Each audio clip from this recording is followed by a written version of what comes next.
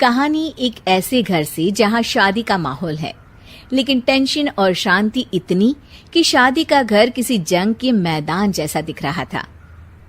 अरे जैसा मर्जी डेकोरेशन कर दो, पैसों की चिंता मत करो। इतना पैसा जब लड़के वालों को दे दिया तो फूल वालों को देने में मुझे क्या दिक्कत है? अरे धीरे बोलो ना, साफ लग रहा है कि फ्रस्ट्रेटेड हो। अरे तुम तो चुप ही रहो। एक बेटी संभाल नहीं पाई। सारा दिन मैं काम पर जाता था, सोचता था घर पर बच्चों को अच्छे से संस्कार मिल रहे होंगे, लेकिन नहीं, मैडम को तो अपनी किटी और फैशन से फुर्सत मिले तब ना। माँ चुपचाप वहां से चली जाती है। समझ में नहीं आता कि आखिर शर्मा खानदान में हो क्या रहा है। कल तक चिड़िया सी फुदकने वाली शीना की शादी यूं अचानक एक मोटे काले लड़के से क्यों हो रही है?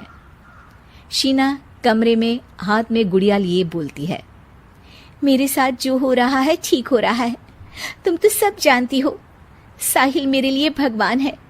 अब जब वो ही नहीं मिला तो फिर कोई भी हो, जिंदगी ही तो जीनी है, जी लेंगे। बाहर शीना की बुआ किसी से बात करती है।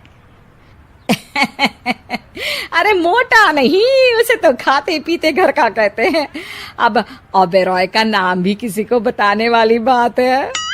उनका इकलौता लड़का तो करोड़ों की सामी तो है ही। अरे हमारी शीना बिटिया तो रानी बनेगी, रानी।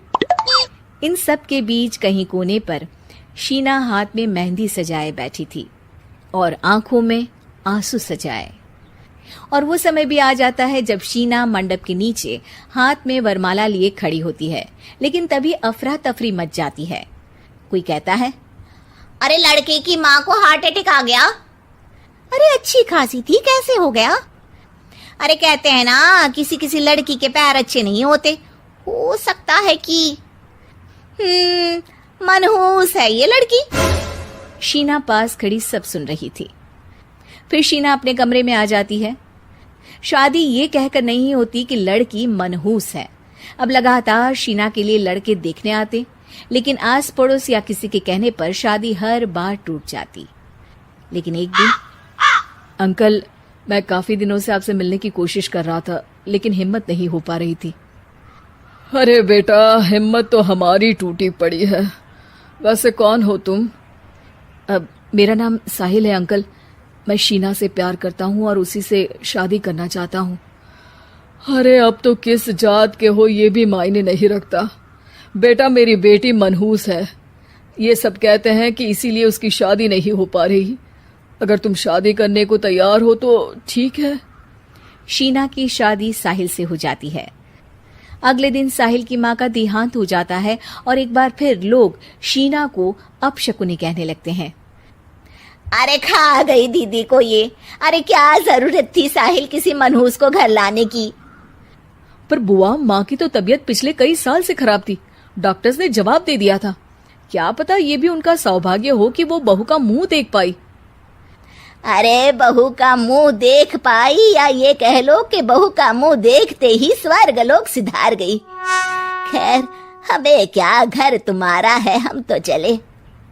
अब शीना को खुद पर ही शक होने लगता है कि कहीं सच में वो अपशकुनी तो नहीं। साहिल, हम दोनों की शादी नहीं हुई होती तो अच्छा था। देखो ना, कैसे पहले मेरी शादी टूटती थी और अब तुम्हारी माँ भी। अरे ऐसा कुछ नहीं होता शीना, अपशकुनी वगैरह कुछ नहीं होता। ये सब तो ईश्वर के खेल हैं। वो शादी तुम्हारी इसलिए टूट गई क्योंकि तुमको मेरी पत्नी बनाना था, और माँ का जाना तो तय था। वो काफी बुजुर्ग थी, साथ ही एक ऐसी बीमारी से जूझ रही थी जिसमें डॉक्टर्स भी उन्हें नहीं बचा पाते। शीना साहिल की बात सुनकर तसल्ली कर लेती है और वहां से चली जाती है। अगले दिन, शीना, अरे ओ शीना। क्या हुआ?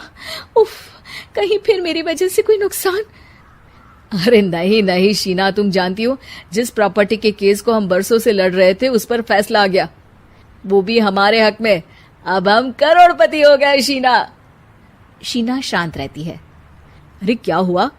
करोड़ पत्नी बनकर तुमको खुशी नहीं हुई? शीना की आंखों में पानी आ जाता है। चलिए जी, कुछ तो अच्छा हुआ मेरी जिंदगी में आकर आपके साथ। साहिल शीना को गले लगाकर कहता है, मेरी नई नौकरी भी तुम्हारे ही आने से लगी। ये प्रॉपर्टी का केस जीता। सब कुछ तो तुम्हारे आने के बाद ही हुआ, फिर तुम मनहूस कैसे? ये सुनकर